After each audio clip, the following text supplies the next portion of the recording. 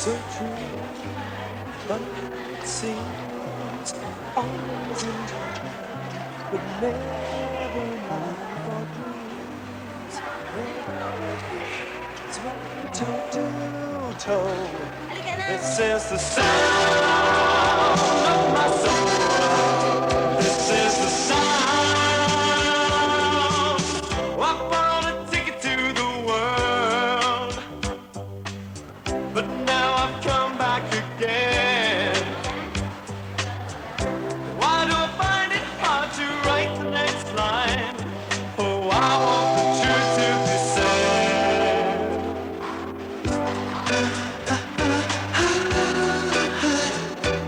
I know there's much is true.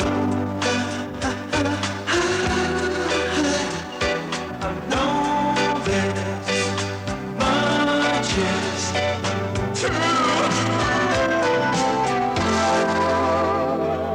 Kaya't mga minamahal, sapagkat ang lahat ng tao ay tagapagmahal ng buhay na walang hanggan at nasa ilalim ng biyayang pagliligtas ng Espiritu Santo at sinabi ng ating tagapagligtas na si Kristo, pabayaan ninyong lumapit sa akin ang maliliit na bata, huwag ninyo silang pagbawalan sapagkat sa mga ganito nauuko lang kaharian ng Diyos. Tayo manalangin.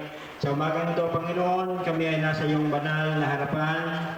Kami ay lumalapit sa iyo na sa aming pagtatalaga sa batang ito ay tunay na ang iyong kapangyarihan ang siyang maghari. Ito, Panginoon, ang aming dalangin. Amen. Pakinggan ninyo ang pangungusap sa Ebanghelyo ayon kay San Marcos. At dinala nila sa kanyang maliliit na bata upang sila ay kanyang hipuin. At sinaway sila ng mga alagad na dapat nang ito'y makita ni Jesus. Siya ay lubhang nagdamdam at sinabi sa kanila, pabayaan ninyong lumapit sa Diyos.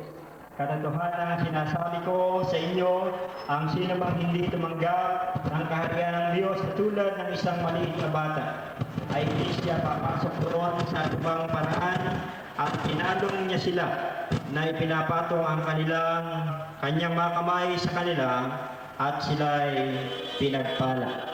Ito po ang pangyayari sa buhay ng ating Panginoon at ng mga alagad. Nang ang ating Panginoong Jesus ay nangaral, siya ay napagod at siya ay nagpahinga. At nang siya ay umupo sa isang tabi, ay yung mga bata ay lumapit sa kaniya. Yung mga alagad na nakakita sa mga bata ay nagalit, pinagalitan yung mga bata.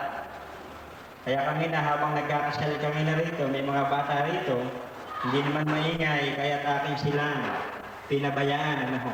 Baka akong makagalitan ng Panginoon. Kaya't ang sabi ng Panginoon ay, bayaan ninyong lumapit sa akin ang maliliit na bata. Kaya't yung mga alagad ay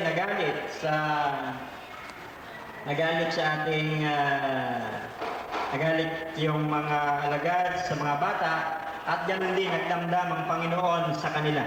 Ang sabi ng Panginoon sa mga alagad ay bayaan ninyong lumapit sa akin ang maliliit na bata. Kaya nga ito yung mensahe sa atin ngayong umaga sa ating pagtatalaga sa batang ito na ngayon ay ating tatalaga sa Panginoon. Kayo na mga magulang, kayo na mga ninong at ninang ay saksi sa pagtatalaga sa batang ito. Kaya nga't yung ibang relihiyon ay hindi raw kailangang binyagan ang bata.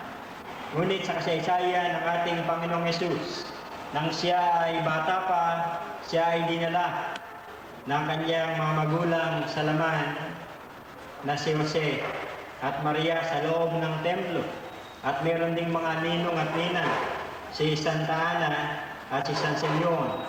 At itinalaga ang batang si Jesus sa loob ng templo.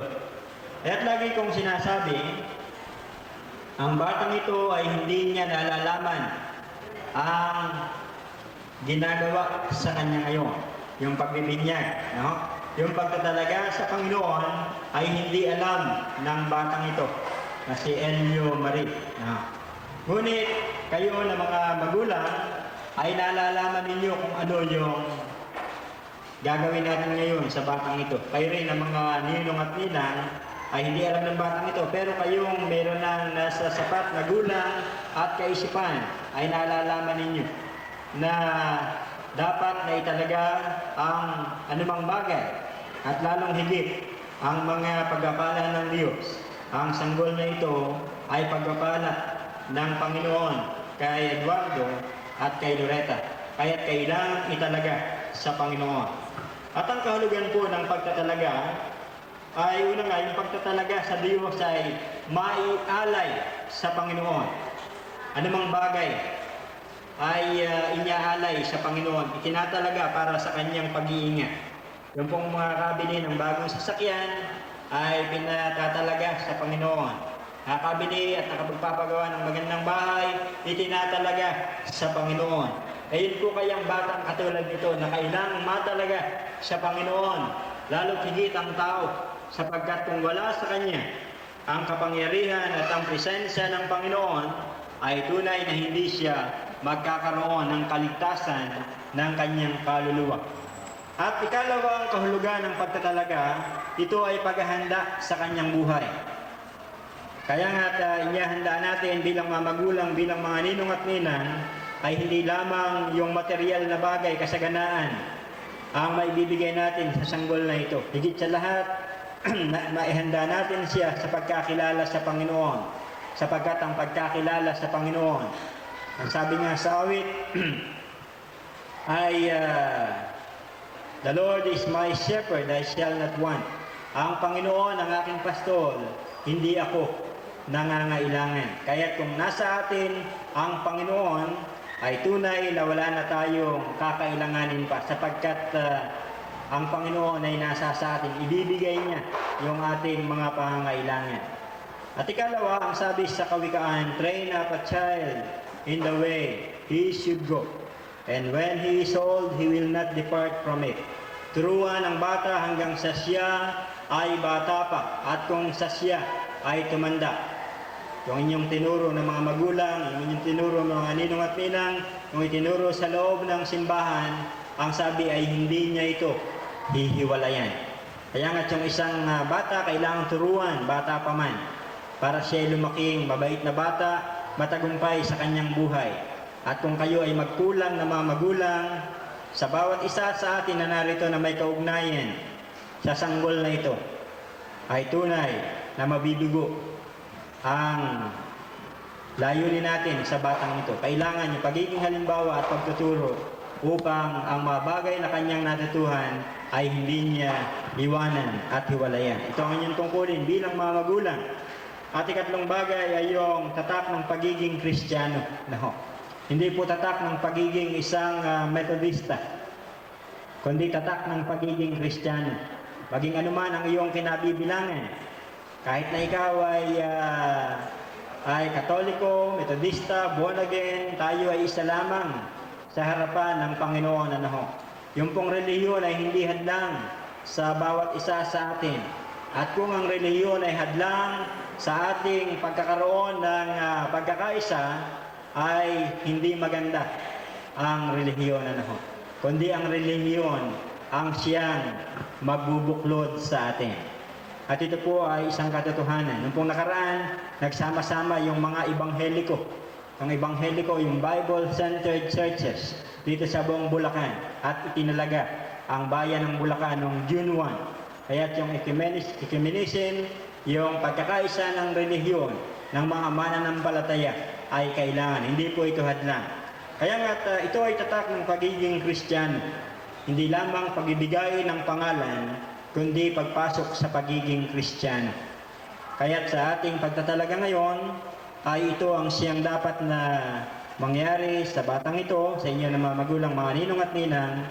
Aking nais na sabihin, ang inyong bahagi ay hindi natatapos sa pagkatapos ng pagbibinyag na ito, kundi ito ang pasimula ng inyong tungkulin. Hindi lamang ibigay yung pag-aaral ng Pasko, yung aginaldo sa batang ito. At habang panahon, habang siya'y nabubuhay, ito ay inyong tungkulin sa Panginoon. Tungkulin niyo sa batang ito, at kung ang inyong tungkulin ay hindi niyo nagawa sa batang ito, ito ay inyong pananagutan sa Panginoon. Kaya siya ating tatalaga, ating bibigay ang pagkapala ng Panginoon sa Kanya. Kayo ay pumarito sa harapan.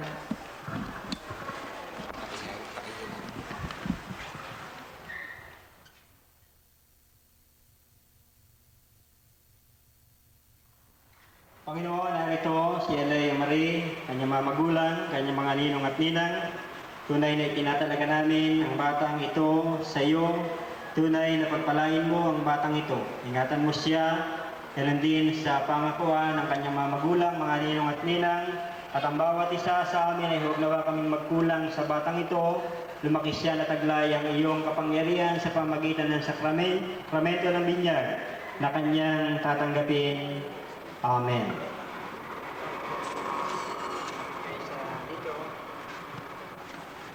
Humawak yung mga ninong at ninang sa bata.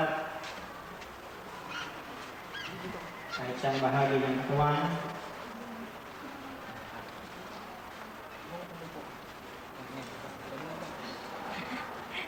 Eleo Marie, pinibigyan kita sa pangalan ng Ama, ng Anak, at ng Banal na Espiritu Santo. Amen. At ngayon, ang pagkapala ng Diyos na makapangyarihan sa lahat, ang sumabawat isa sa inyo at sa bawat isa sa atin, at higit sa batang ito na ating hinarap sa Panginoon, ang pag-iingat at kapangyarihan ng Diyos ang magpala sa iyo, Elea Marie, sa pangalan ng Ama, ng Anak at ng Banal na Espiritu Santo. Amen. Okay.